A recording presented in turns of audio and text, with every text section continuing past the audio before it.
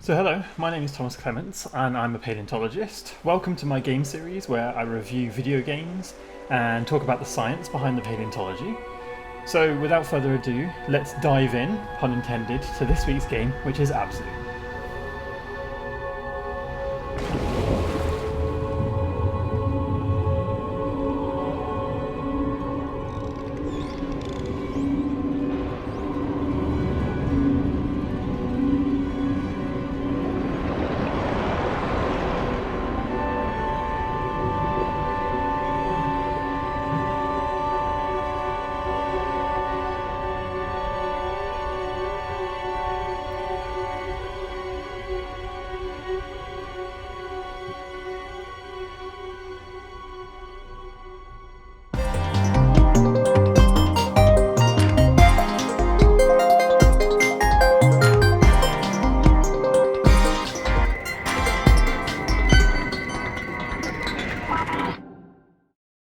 So ABZU was developed by Giant Squid Studios and published by 505 Games. It was released in 2016 and it's available on PlayStation 4, Xbox One, Windows PC and recently on Nintendo Switch. So the price is $14.99 normally. So ABZU is unlike most games you'll ever play, and it isn't strictly a paleontology game, but I wanted to review it for two reasons. First is that ABZU is a wonderful game, and it's one of the most diverse games that I've played when it comes to actually representing ancient life. ABZU at its core is an adventure game with an unnamed, genderless protagonist that wakes up floating in the ocean.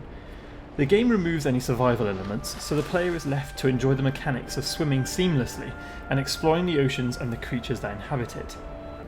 The game is linear, so you must explore each beautiful and unique biome in turn, but the game design makes it feel like you are being moved along by a powerful ocean current, propelling you through the overall storyline, which is actually subtle and told through visual means rather than any dialogue. There is no talking at all in this game. Some critics have said this game is too short and the story doesn't make sense, but I disagree. The story is a fascinating blend of exploration, ancient myth and legend. The game is based on ancient Sumerian creation mythology, but it also is a really important examination of the destructive and detrimental impact that humans are having on our oceans. Although the gameplay is relatively short and you can speed through it in about 2 to 3 hours, the game has lots of replayability. And that's because ABZU is a stunning game in every way. Controlling the character is very easy and intuitive, and it's one of the easiest underwater third-person games I've ever played. You can interact with some of the large animals, and grab hold of them and swim along with them as well, which makes for a really unique experience. You can swim with orcas, or you can ride a shark through a swirling bait ball.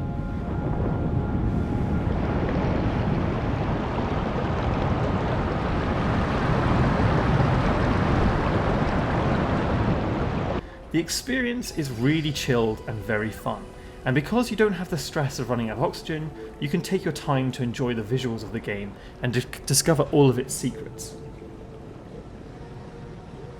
Visually, the game looks great, even 4 years later. The animals look amazing and act in a very naturalistic way, and the diversity of creatures is unbelievable.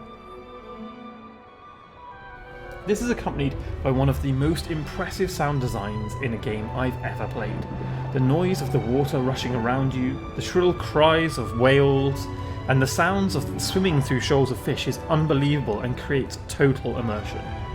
Moreover, I am not exaggerating when I say that the game musical score is a masterpiece in its own right and really adds to this game and to the storyline.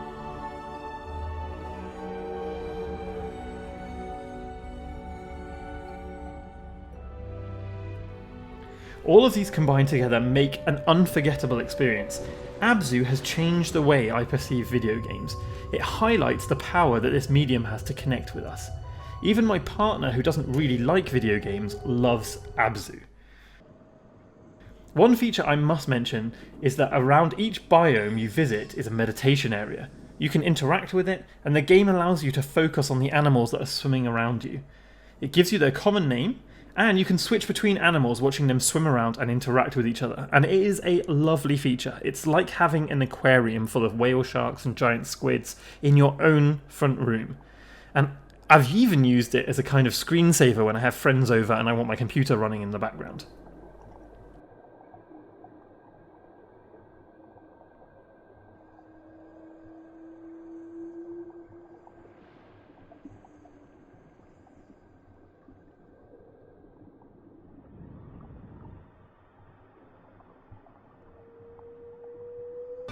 In terms of science, the game is very accurate in terms of animal morphology, that's what the animals look like, and their behaviours. Fish shoal together, animals that tend to live in groups swim together, and solitary animals are just that. And the animals don't just swim aimlessly. If you sit patiently, you can see the fish shoaling to avoid predators. Occasionally, predators will sneak up and gobble down fish with a very satisfying gulp noise. And you can watch herbivores grazing on the seagrass. Obviously, these behaviours are limited to the confines of the biomes, which are relatively small, so it can feel like these animals are packed on top of each other, but that's part of the game's charm. It condenses organisms from regions all over the world that might not normally meet, and puts them in a small, explorable area for gameplay reasons. I love that the developers didn't just plump for fish and charismatic large whales either. There is a whole host of invertebrates and wonderful sea critters that don't normally make appearances in video games.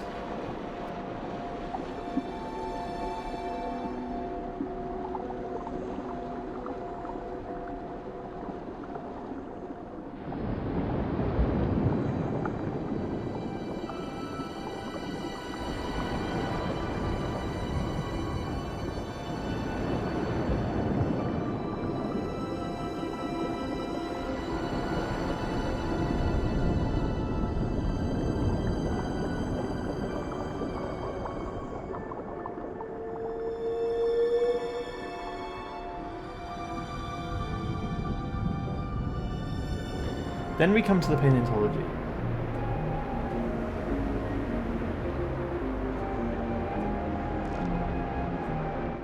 From the very beginning, ghostly ammonites hang over the temples that you find.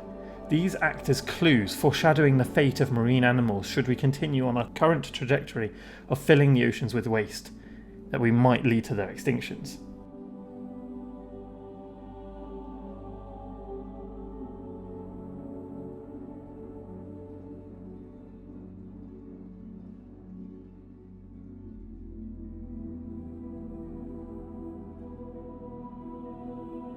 Many of the artifacts and sites in the game reference ancient creatures, and there are wonderful humanoid statues of giant Devonian armoured fish Dunkleosteus, and paintings of giant marine reptiles, for you to find as you explore through the world.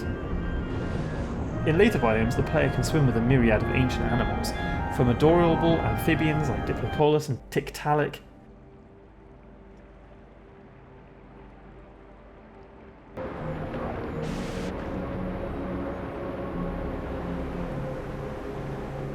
to cephalopods like Orthoceras and belemnoids. There are ichthyosaurs and giant marine reptiles to swim with,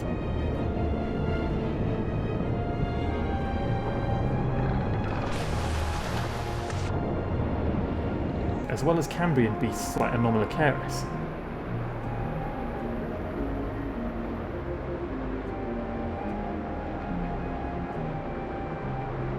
Dunkleosteus and Helicoprion also make appearances, and so do many other ancient critters, and it would take me ages to list them.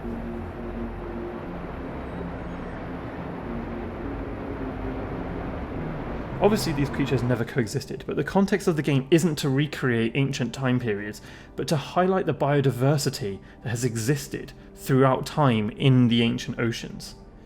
I adore the way the creatures interact, and that the developers obviously spent a lot of time researching these ancient animals. Their depictions are really interesting as well, with lovely touches, like the way they colour them. Many of the animals have counter shading, rather than just having them as a sort of bland, monochrome stereotype that we're kind of used to. Unlike my last review, where I talked about Jurassic World Evolution, I can't really score the science or paleontology of this game, because it's not really that type of game. It's exploration based, with a clear and distinct message. I would highly recommend this game. It is beautiful, both graphically, musically, and as a journey. and I'm going to score it a solid 5.5 out of 6. Make sure you play ABZU. So thanks very much for watching, subscribe to Palaeocast Gaming for more content, and stay tuned for the next paleontological gaming review.